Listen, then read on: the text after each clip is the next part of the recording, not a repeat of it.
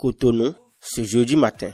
L'effervescence est palpable à la grande bibliothèque Bénin Excellence de Godomé. Une attraction culturelle unique en son genre prend vie. Il s'agit du Festival international du livre et des arts assimilés du Bénin. L'ouverture du chapitre 2 du FILAB est une solennité qui doit émouvoir tout le cœur des héros que vous êtes. Je m'en voudrais ne pas nous rappeler l'objectif du FILAB, qui est de célébrer la culture et positionner les livres et les arts dans l'ère culturelle béninoise et africaine comme des entités fondamentales à l'harmonie sociale et au développement de notre société.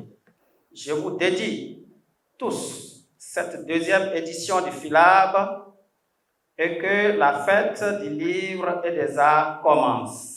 Une manifestation littéraire initiée il y a un an par Komi Ezi, qui se distingue par son ouverture à plus d'une vingtaine de pays africains. Des écrivains, éditeurs, auteurs et promoteurs d'événements littéraires venus de tout le continent se sont donné rendez-vous ici pour discuter de l'économie du livre et des arts. Nous sommes honorés d'être ici parmi vous, dans ce magnifique pays qui célèbre la richesse de la littérature et des arts.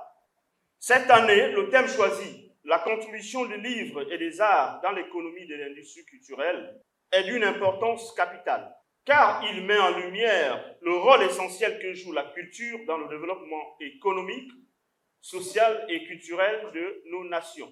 Nous sommes heureux de vous accueillir.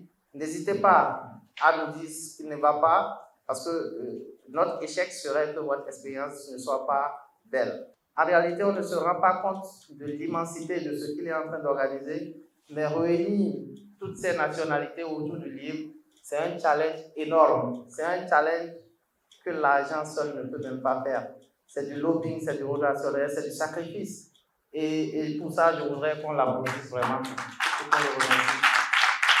Du 10 au 12 octobre 2024, 3 jours pendant lesquels la salle Aimé Césaire a accueilli une série d'activités littéraires assez sur des thématiques aussi variées que la religion, la culture, la tradition et les langues maternelles africaines. On peut pleinement vivre de cette passion, c'est-à-dire la passion des arts. On peut mieux sauvegarder notre patrimoine culturel lorsque déjà au niveau national, on fait prendre conscience aux gens que l'art n'est pas un vain mot. On ne peut pas dire que nous ne vivons pas de notre art, mais on ne vit pas exclusivement de ça. Parce que les best-sellers, ça ne court pas les rues en Afrique.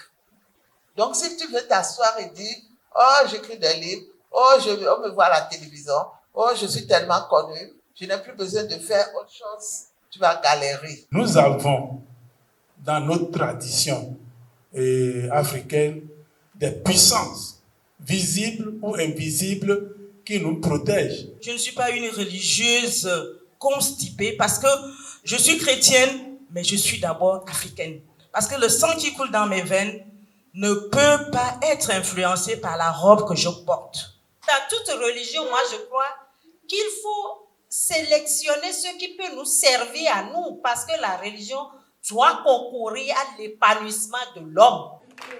Les festivaliers ont pu assister à des cafés littéraires animés où ils ont découvert des auteurs talentueux et des œuvres captivantes. J'ai décidé d'écrire un livre qui parle d'un enfant qui cherche son père et qui, au fil des temps, souffre, est victime de vicissitudes de toutes sortes, mais se bat, ne se laisse pas faire. Il y a eu 2 auteurs qui ont parlé de différents ouvrages et chacun d'eux a exprimé une partie de sa vie dans chacun de ces 2 ouvrages. Moi, je pense que l'État doit plus favoriser ces genres d'événements pour pouvoir aider les élèves à être incités de lire. À Armand-Claude, on dit encore félicitations parce que un fils de prélat est la révélation parfaite. Qu'un écrivain est un visionnaire. Célibataire en dessus, rien que le juge. Vous savez ce qu'elle me dit. Teinté de suspense, d'humour et de performances artistiques et culturelles, cette édition a offert aux éditeurs et passionnés du livre une occasion unique d'acheter, vendre des ouvrages et de remplir leur carnet d'adresses. Les étoiles du talent voix qui s'élèvent haut, les cœurs sont ravis. L'affluence qu'il y a eu ici et les personnes que j'ai pu rencontrer, ça a été une richesse culturelle déjà pour moi. Et j'aimerais que ce sont des initiatives qui se pérennisent parce qu'on a pu échanger, partager des expériences, autant dans l'édition qu'au niveau des différentes littératures. Ce que je note, c'est le caractère réussi de l'événement parce que sur le plan organisationnel, tout y a été, parlant des stands qui ont été bien aménagés, parlant de la qualité de la communication. Je crois qu'il a une équipe très très dynamique. Et je voudrais enfin dire aux responsables de ce salon merci et félicitations pour ce travail acharné pour la lecture et pour les arts.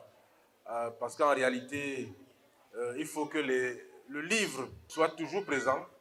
Parce que c'est le livre qui a permis d'avoir des grands intellectuels. On ne peut pas avoir d'intellectuels sans le livre. La cérémonie de clôture a été l'occasion de distinguer et de célébrer les personnalités ayant contribué au succès du festival et à la promotion du livre et des arts en Afrique. Alors que cette deuxième édition se referme dans une ambiance festive, tous les regards sont déjà tournés vers la troisième édition prévue pour octobre 2025. Les invités, de retour dans leur pays respectif, emportent avec eux des souvenirs indélébiles du Bénin et de sa richesse culturelle et touristique. Ceux-là qu'on a bercés d'illusions et d'espoir et qui par la suite se font croyer encore et encore à tous ceux-là et à tous ceux qui peuvent m'entendre ici et faire entendre ailleurs ceci. Non, vous n'êtes plus seuls.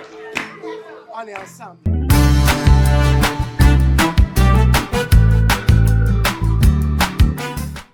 Glory Studio, votre partenaire en communication digitale et du cinéma.